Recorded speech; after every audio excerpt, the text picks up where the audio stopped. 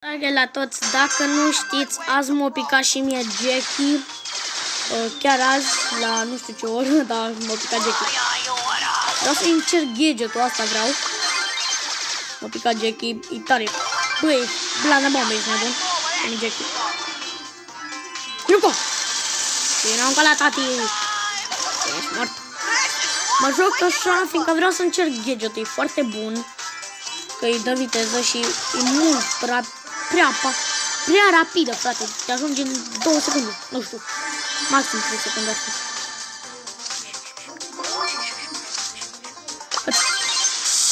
Ciolotule, unde ai pus, mă, mărlane? Mai mărlane. Nu vreau cu... Nu te plânge. Te râzi, da? Da, de aici, te n-ai zis. Te râzi tu cu ăsta. Și da, e cu hack. Ceva păcălit. Acesta o să fie noul brawler care o să fie lansat. Se numește Sporut. Ce nume, frate, nu știu dacă am spus bine. Sporut. Bă, zici că e nume de chinez. Bun. Astăzi o să vreau să deschidem boxurile astea și după o să ne băgăm și noi pe la Mega Box-ul pe acolo. Haideți să începem.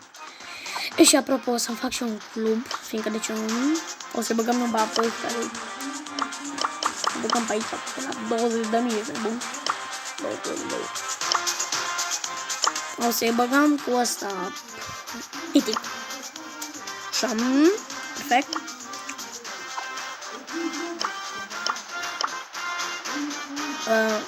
În descriere, ce să scriem noi în descriere?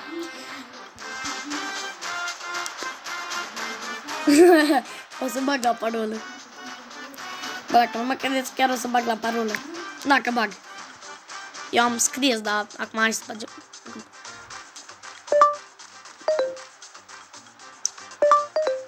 Vezi că nu merge, bă.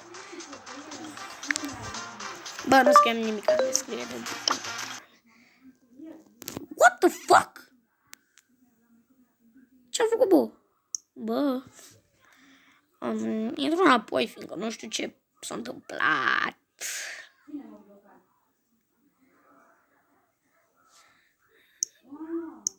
Na, ceau.